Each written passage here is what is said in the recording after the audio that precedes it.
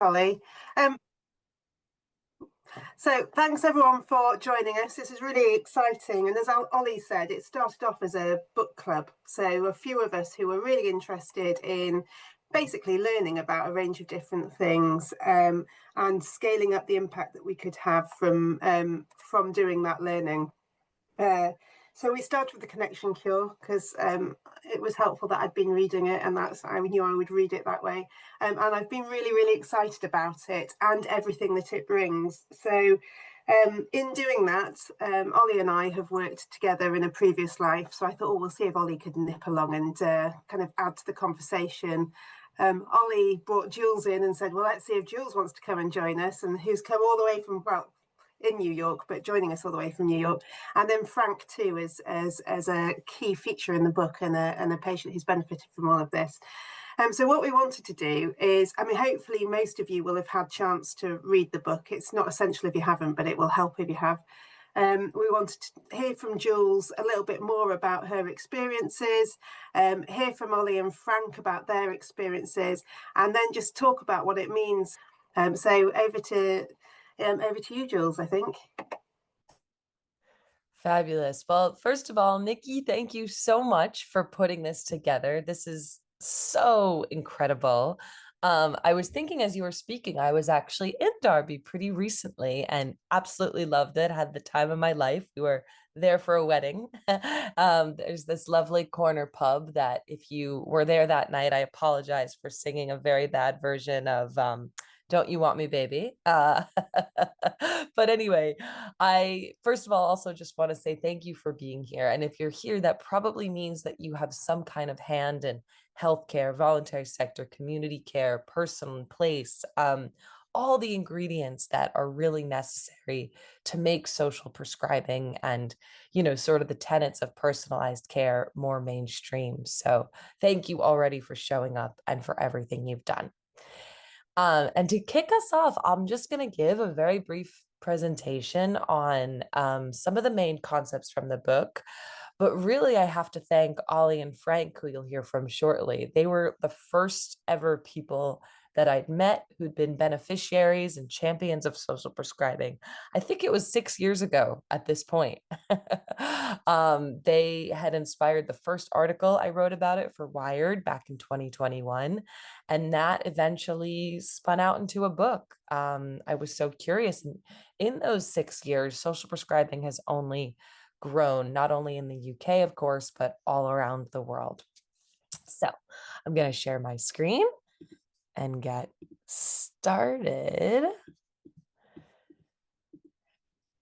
Can you all see that okay? Great. All righty. So that's me. This is the book. And the book really starts with this fundamental principle that 80% of our health outcomes are driven by social and environmental determinants. And that includes things like access to social support, access to green space, outlets for physical activity, outlets to cope with stress. This 80% number gets thrown around a lot, but it's actually drawn from this, at least in the US, county health rankings, and epidemiologists everywhere seem to agree that most of our health is determined by what's in our environment. Clinical care is extraordinarily important, but there's only so much you can do in clinical care to influence a patient's health. And what do I mean by that?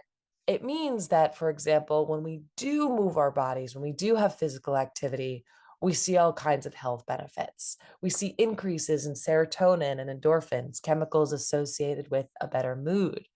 We see an increase in the size of our hippocampus, the part of the brain associated with memory. We see an increase in your natural killer cells, which improves your immune response to things like cancer. When we spend time in nature and when we engage with the arts, we see less production of the stress hormone cortisol. We see a reduction in blood pressure. We see a reduction in your subgenual prefrontal cortex activity, which is the part of the brain associated with rumination. And finally, when we're engaged in some kind of service, whether it's volunteering or gardening, or some sort of community contribution, we even see improved longevity and improved cognitive function. And this is true on a physiological level. We have some of the best data, whether it's longitudinal studies, randomized control style, randomized control trials demonstrating this. And in some ways, this is not all that surprising because if you think about it, by virtue of us all being human beings that evolved to sort of survive and thrive together, engaging with our community was not an option. We needed to do this for survival. We needed to move our bodies. We needed to pay attention to nature. We needed to figure out some form of cooperation and service with the group.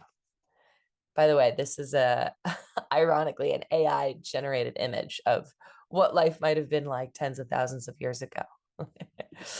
But of course, we know today that we actually don't need to do these things for our basic survival needs anymore. If we want food, we can have it dropped to our house. If we want entertainment, we can get it from our devices. Most of us, at least to survive in the most basic sense, don't need to even leave our homes anymore.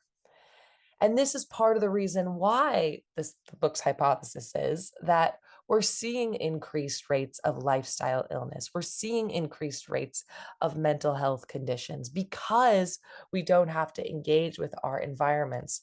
We don't. So social prescribing is about a lot of things, but one of it is about addressing that. And it's an approach that connects people to activities, groups, and services in their community to meet their practical needs, their social needs, their emotional needs that affect these wider determinants of health. And this was born in the UK, and we'll talk about that. My book really gets deep into the history of that. But in general, when social prescribing is in place, it's really all about personalized care. It's about connecting patients to something that matters to them. The old flip switch goes, instead of asking what's the matter with you, ask what matters to you. It's co-produced between that health worker and the patient. And it considers a person's holistic needs, right? It's not just about, here's a singing lesson, see you later. It's also about, how is that person going to get to the singing lesson? Do they have food to sustain them through the week? Do they have a well-paying job? It understands that our physical health, our mental health, all of this is connected. And we'll talk more about actually how this happens. But, according to the NHS's website, this is a graph from there, it can happen through a range of agencies. Sometimes it happens through a position called the link worker. And this is, as the name suggests, someone who is hired to be sort of a link between the primary care network, the healthcare network, and the wider community. And their job is to really understand, A, what matters to the patient, and also what's available in the community, right? It can also happen with a broader care coordinator. And it can also, as I'm sure Ollie will discuss, happen through a health and well-being coach, right? In any case, it's this person who really has the time and the talents and the resources to not just treat disease, but really create health. And again, this is just a totally scrappy graph based on how I have seen most social prescriptions play out. It starts with that initial intake from the clinical care provider, really addressing the acute clinical needs. What's the matter with you? Because of course, social prescribing is not about not addressing those needs. From there, that original health worker may refer the patient to either the link worker, the care coordinator, the health coach, or they may do it themselves to then have that longer conversation of what matters to you. That's when they explore a person's sort of non-medical needs and explores the patient's interests and available community resources. Based on that conversation, that's when the social prescription comes in for an activity or resource that corresponds to the person's interests. And usually it's an activity involving movement, nature, art, service, or belonging. We'll hear some examples shortly. And that usually lasts for about 8 to 12 weeks. But the hypothesis here is that after that social prescription, the person is not only going to have reduced symptoms based on whatever their initial, condition was, but that they're also going to have a healthier lifestyle. They're going to have new stress coping mechanisms, and that this is actually going to help prevent further disease, further struggles down the line. And in some cases, hint, hint, as you'll soon hear, it might even lead to that person who received the social prescription being a champion, being a peer support to others who are in their same boat. So let's talk about a fictitious example of this. Say you, as a clinical provider, meet someone named John who comes to you with symptoms like low mood, fatigue, unspecific sort of back pain. And you'd be very right to ask, what's the matter with you, to try to treat some of those acute symptoms, right? Maybe you prescribe painkillers, maybe you prescribe a surgery, maybe it's therapy. But you'd also be right to get into what matters to you. And based on that conversation, John might reveal that he used to love music and played music every day until his wife passed away. And you, as the health provider, might in that conversation get the sense that even just talking about music seems to light John up. And based on that very different conversation, you might prescribe John not only a spot in the community orchestra, but also a violin. You might know of a really great community organization that offers instruments to people in need. And in doing so, you'd be offering John a social prescription.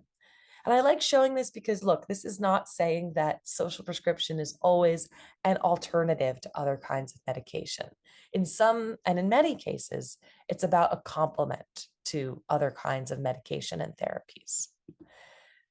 And of course, you might be nodding your head along and thinking, yes, of course, we know this. Our health is determined by environments. These are not new ideas. This is baked into indigenous wisdom. It's baked into Eastern medicine. It's baked into all kinds of Afrocentric healing principles, indigenous medicine, lifestyle medicine, of course.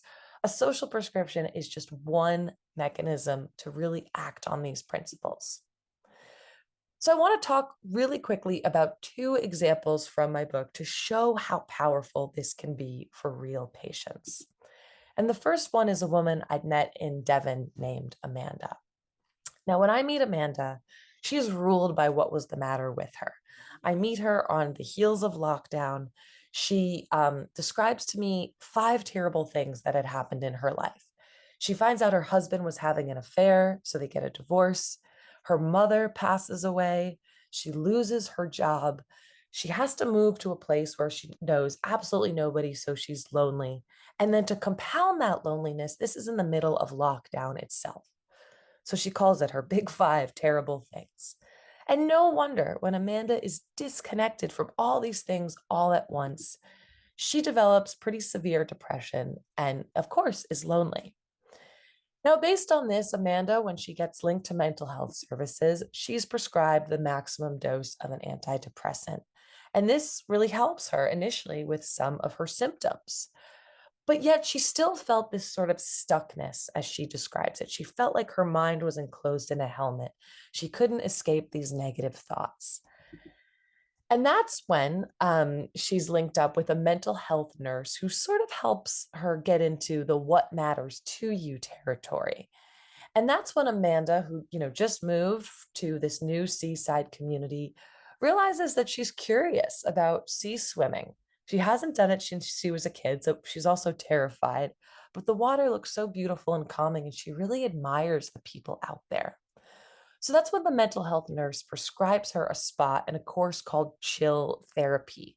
And these are sea swimming lessons for women like her, older, haven't been swimming in a while, learn all the kinds of safety mechanisms of swimming in the sea, breathing techniques, stretching, but then also actually get into the cold open sea every session. Lovely. Yeah, super lovely. And over time in those 10 weeks, Amanda sort of has this incredible transformation. Eventually, she keeps swimming. She becomes friends with the women in her course. She's able to go from the maximum dose of antidepressant to eventually, not right away, down to the minimum. She makes these friends who keep her swimming every week. She has somebody to text on the weekends, not just to go swimming, but to do all kinds of social things. And she says that more importantly, her life became bright again. She had a reason to get out of bed in the morning. She actually gets very emotional when she says this to me because she realizes just how bad her mental health had been. And it was only when she found something that really mattered to her that she was able to see how far she'd come. So that's Amanda with her fellow chill therapy swimmers who she continues to swim with all the time. That's me, kind of tepid in the background, not really wanting to go in the water with them. It's really cold. Did I mention that? So that's Amanda's story, but I'll tell one more to also really get at the power that this can have. And that comes from this lovely woman named Akila, who's a mother. She'd also recently been an empty nester. She's really, really passionate about her job and healthcare. She's always been a caretaker. She takes care of her mother and mother-in-law, her children, all of her patients. But eventually, all that pushing, all that physical labor started to take a toll on her back. So she develops this chronic pain, but what's almost as bad as the chronic pain is the prospect of what this pain would do to her. And at first, when she goes to the doctors tell her, Akila, you need to slow down. You need to rest. You need to stop working. And for Akila, who work was such a source of joy and meaning to her, this was terrifying. But eventually, her pain gets so bad that she's forced to leave work. She's forced to get around in a wheelchair. Um, she's prescribed all kinds of things to help her manage the pain, painkillers, therapy, anti-anxiety medication to calm some of her, psychological symptoms. But ultimately, this didn't work for Akila. She felt as though, her life without this job had sort of lost its meaning. Again, this happened to be at the same time that her children moved away, that her mother was really sick, but she couldn't take care of her. And she actually ends up having these very suicidal ideations because the thought of her just being helpless in a wheelchair with nothing to do, having people take care of her, that to her was the scariest thing. So Akila sort of gets pushed through the healthcare system, different departments, until finally she meets this incredible link worker named Joanne. And Joanne, as it turns out, could really relate to Akila. She too had a chronic, pain, and she had a chronic back injury, developed chronic pain, has to leave her job in nursing and ends up getting really involved in the voluntary sector. She says, I can't remember my grocery list, but I know every single charity there is in Bolton. And when Akila gets linked up with her, Joanne says to her, there's nothing wrong with you. You had something that you loved and it was taken away from you. It's not a crime to love your job, and it's not a crime to want to go back to work, even when your body is telling you otherwise.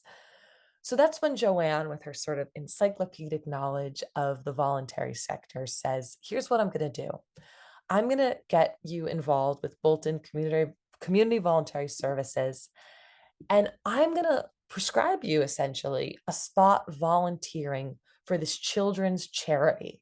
And it's not going to be a healthcare job where you have to use your back, but it's going to be a job where you can answer the phone of parents in need and provide some of that caretaking that is so important to you. Well, what do you know? When Akila does this, she says it was the first thing that truly made her feel better. She said her back pain severity decreased. She said her anxiety decreased. And that's not to say that this was a cure all. Even though this book is called The Connection Cure, I always like to caution it's really not about cures here. It's about little things you can do to make your life at least a little bit better and building the lifestyles around this. And Akila comes away from this saying, people in my shoes will think that they can't do anything anymore, but I want them to know you can get better. There is hope out there for you. Don't let them tell you that, you are your pain.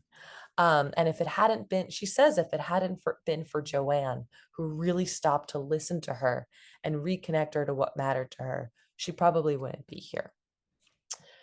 So that just goes to show the power of volunteer service, which I'm sure many of you in this group know very well. This is Akila, by the way, at her office job at the Legan's headquarters. That's her with Joanne, who she still talks to all the time, even 5 years later. And it's not just these two patients. The book really goes into the ways that this is having a dramatic effect on health and healthcare. It, by and large, improves people's self esteem and confidence, their well being, their mood. It reduces their negative mood, their anxiety, their depression. It massively reduces loneliness, which we know is almost off, always associated with these ailments, anxiety, depression, chronic pain. And we see over time an improvement in people's mental health. And this is data, by the way, from 86 different social prescribing schemes. It's a little bit dated, actually, this data. But more recent data shows even more profound effects in terms of health care. Some suggests that actually over time, this can lead to a 50% reduction in GP visits. And you all know better than anyone else just how overpressured the NHS is right now. So data like this is sort of, it is sort of what led actually the NHS to invest. This idea that this could redirect people who'd be seeking clinical care to non-clinical services. And maybe more importantly, we see that this also reduces pressure in the A&E, in the emergency room, up to 66%. I tell the story in my book of a hospital worker who shared the story of a man who would come to the emergency room every Friday night without fail. And then finally, when they looked at his record and they said, "This is interesting. He only comes in on Friday nights. Why is that?" When they ask him, he says bluntly, "I come in on Friday nights because if I were alone at the weekend, I don't know what I'd do with myself." And this is an extreme case, but this is the reality, I think, for the state of, the A&E department in the UK. So this idea that social prescribing could help that otherwise lonely man get to some other source of community support, this is really, really powerful data for the UK. You'll see that especially for frequent users, people who are coming to the A&E often, social prescribing can reduce the frequency of their attendance. Recent data also suggests that for every pound invested in social prescribing, it returns up to 2 and 8 pounds in social and economic value. This also massively reduces costs for those frequent users. Again, and you can imagine why that is. Think about that lonely Friday night visitor. Um, some more data also recently suggested that there's even greater reductions for people who are at risk of facing health inequities, non-white, older patients. This can save, 77 pounds per patient per year. Now, interestingly, we see similar results in places like Canada, up to a 42% reduction in repeat doctors' visits, $4 returned for every $1 invested. Similar results in terms of hospital admissions, emergency visits, ambulance calls. And this is part of the reason why social prescribing has spread around the world so profoundly, up to 32 countries at this point, more every day. So I'm realizing I've gone a bit over, so I'm going to speed up this ending here. But ultimately, what I want to say is that, beyond the Akila and Amanda stories and beyond the health wins and the healthcare wins, I think what this is doing is really fueling a cultural shift. We're seeing that our health is not just something that we can manage ourselves in our homes.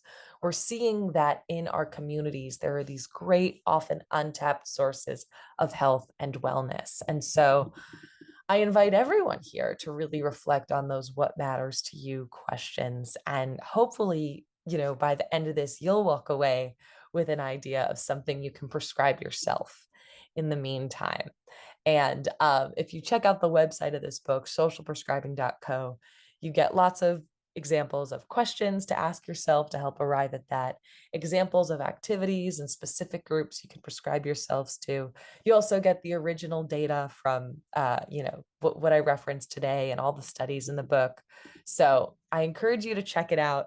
But I don't want to take up any more time because, again, what got me on this book writing journey was the story of Frank and Ollie, who really, in their own words, can tell you just how profound social prescribing can be. So thank you so much for listening to me, and I look forward to your questions. Fabulous. Thanks, Jules. And I think what might be good is to perhaps to hear directly from Frank now, because Frank was the first person whose story Jules told in the book, and was certainly my personal kind of introduction, I guess, to the power of this sort of approach. And then maybe I'll come in and talk a little bit about what we've been doing in our primary care network locally in Sheffield, and then open out to questions after that. Is that okay with you, Nikki? Does that sound like a plan? Fab.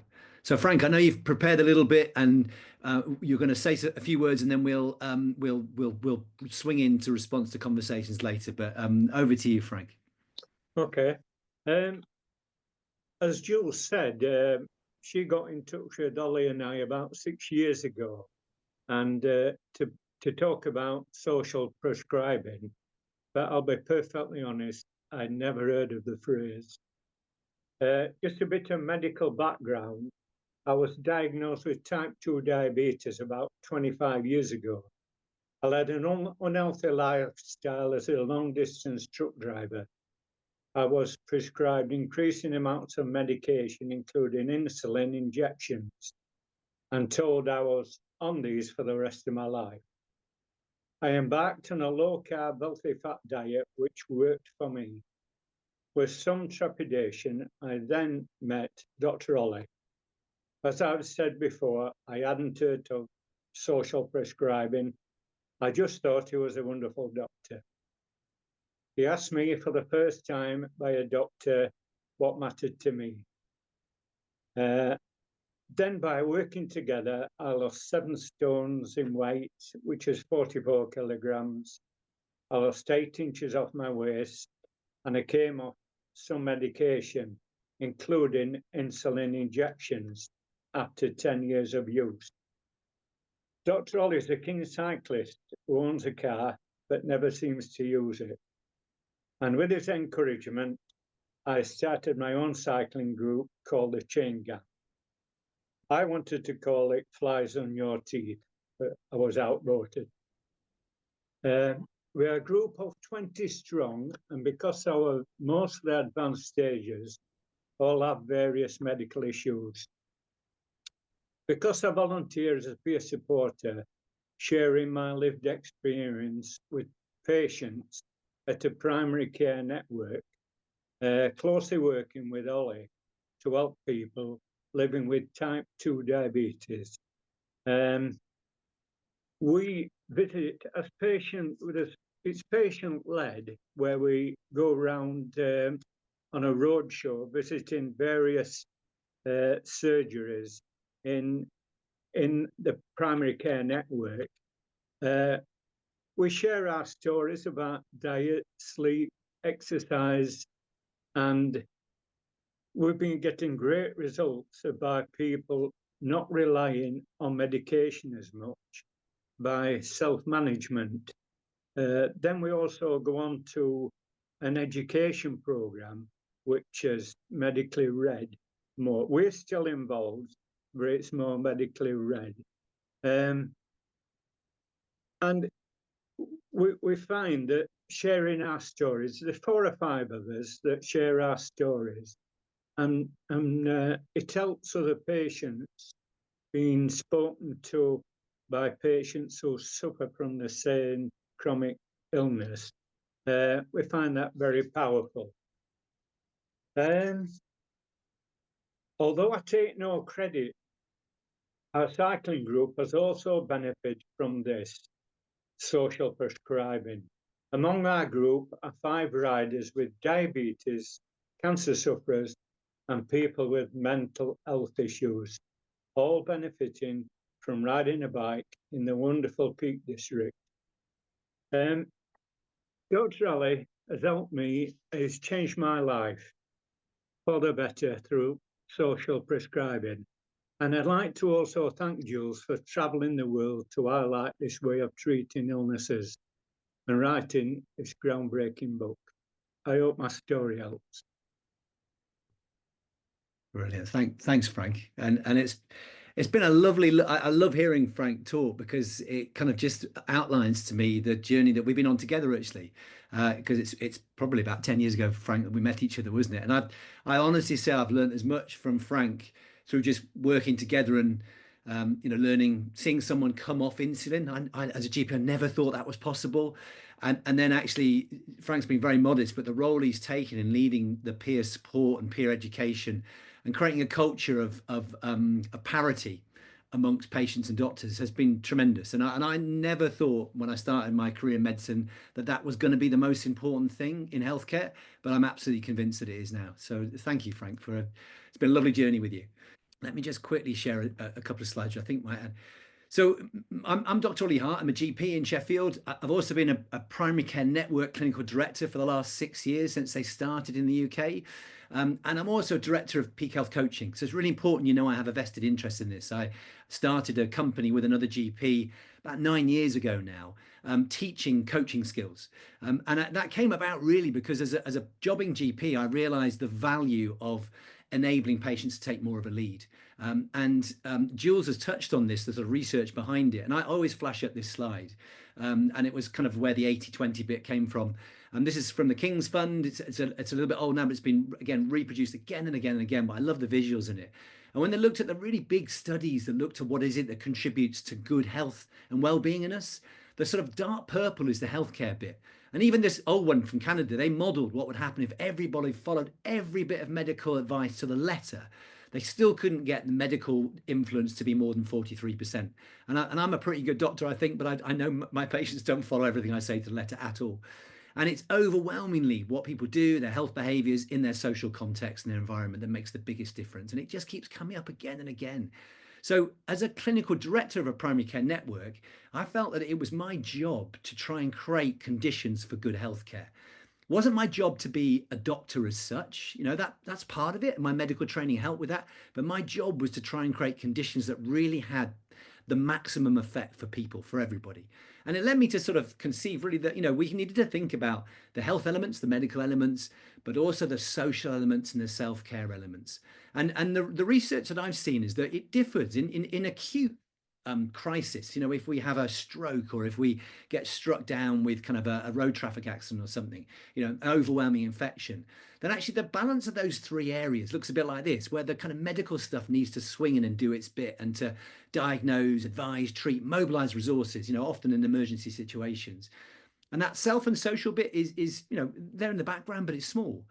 But what the evidence shows us that when we're dealing with chronic conditions like Frank's type 2 diabetes, like chronic pain, like, the plethora of vascular disease we see now, chronic mental health and dementia, learning difficulties, all the things that actually make up the majority of what we do certainly in primary care and in hospitals, the evidence really kind of looks a bit like this, where the health part is there, but the bit that people do for themselves and their social context is far more important. And this is my representation of a collation of the data, but I feel really confident that the evidence base backs this up. And we're looking at building people's skills, knowledge, and confidence, and their motivation to look after themselves. And we're looking at their social connections, as Jules has said. And you sort of can't divorce it. It all kind of plays in together, really. And that's what led me to sort of wanting to be so interested in the skills and the processes and the practices that make this happen. As a primary care network, what we've tried to do is to make sure that our primary care healthcare teams are really cutting edge. They're really good at diagnosing illness and excluding it. They prescribe really well. There's some great medicines there, but they also deprescribe. We know opiates for chronic pain really don't help. So getting people off them is more helpful than getting them on them. But crucially, our teams, as much as I can, they advocate for person-centered care. And of course, they deal with the crisis stuff. But what they do is they recognize and support the kind of self-care element as well, and how important it is for us to invest and build a robust delivery team for that can build rapport and trust and work on this behavior change element. And that interplay between the primary care team and the self-care coaching team, the health coaches we've got in our PCN now, is around that care planning and how do you build supported self-management in alongside acute care. And of course, we're really lucky in our network to have a really highly functioning social prescribing team who have the skills to bring in all the things that Jules has talked about. They work on the background of community development. It's been going on for a long time, but the NHS is really kind of meshing in with this properly now. So it's a joined up service. And you see the interaction between the primary care team and the social prescribing team, where they're kind of negotiating on what's needed most. Is it social? Is it medical? You know, and they help each other to connect with the relevant assets, be they medical or non-medical. And you've got that coaching team working with the social prescriber team, building things like peer support and group work that Frank talked about, and really addressing those social determinants of health that we know are so important. And just a couple of other, and probably in the middle there, you've got care coordination as well, haven't you? So I don't know if you have care coordinators where you are, but the ability to work with someone, understand their context, and pull those three things together is crucial. And, you know, of course, that social prescribing then brings in all those other surrounding assets we have in the community. There could be a load more I could put down there. But I see my job as a PCN clinical director, and I hope it'll evolve as we build integrated neighborhood teams to build this ecosystem, taking into account the things we know really matter and doing them well. So this is a picture. You'll see Frank there on the sofa. In this picture, there are 3 patients. There's 2 care coordinators. There's 1 administrative staff. There's a health coach. There's a practice nurse. There's a practice manager. And I'm the GP taking the picture. So I'm not in it. But it's probably quite hard to tell who's who amongst all of that, because that was a genuinely level playing field where we're all listening to each other and we're all taking each other's insights to design what we're doing. And as Frank said, what we've kind of come up with over the years is this kind of like, it's an even power dynamic. I think if the one thing I've learned, it's that it's about respecting what everybody brings to the table. You know, me as a doctor with my medical knowledge, but there we got Elaine, Frank, and Dave up front delivering as lived experienced experts. And this was the road show that Frank talked about. We have these now every sort of couple of weeks in one or other of the practices in our network, and they give an opportunity to just share stories and to empathize with each other and to understand what it's like to live with type 2 diabetes in a world where everyone's really fond of blaming people, aren't they? It's your fault you've got type 2 diabetes, you're just too fat. And that's a really difficult place to be a lot of the time. But it's a great place to start if you actually want to help people gain confidence and to change things. And the peer-led education, Frank again talked about, a little bit more kind of medical direction in it, probably 50-50. That was the last graduating cohort. And I'm really pleased to say out of that group, having followed them through, there's some tremendous changes in their medical demographics, but also just in their level of confidence. And 3 of those people I can see there are now joining in our next round of peer leaders who are then going to sort of like share that sort of culture of looking after each other and being there for each other. So for me, what I've learned from the work that Jules has captured so beautifully, the work I've learned with Frank and continue to learn, is the value of agency and autonomy. Clinicians want it. We know we want to be trusted to do what we know we can do, but patients also want it. And making sure that our way we work keeps that locus of control even, for me has been a real penny drop moment. It's refreshed my career as a doctor, and it's meant that the way we've practiced in a network is different. So I'm very happy to sort of answer questions about that and to sort of like just hear where you go. But I think, Nikki, maybe we hand back to you perhaps to chair a little bit of a discussion, unless there's anything that Jules and Frank want to just add in immediately from having heard each of us talk. Is there anything, Jules, you want to bring in as an immediate response before we go to the field? I just think that was beautiful, Ollie. And I think Ollie and Frank, if I had to diagnose them with something, it's being too humble, because their work has really just inspired so many people. And I think, you know, the way that, I mean, something that my mom pointed out when she'd heard you speak, Dr. Ollie, was really how brave that was of you to embark on this path and the risk you were willing to take, and the way that you were willing to trust this idea that personalized care can really change a patient's life, you know, to sort of go against in some ways the conventional way to do medicine, to really think outside the box. So I just want to underscore what both of you have done. It's really inspired me and so many other people. No, thanks, Jules. It's lovely to say. Thank you. Frank, any other comments before we go to the floor?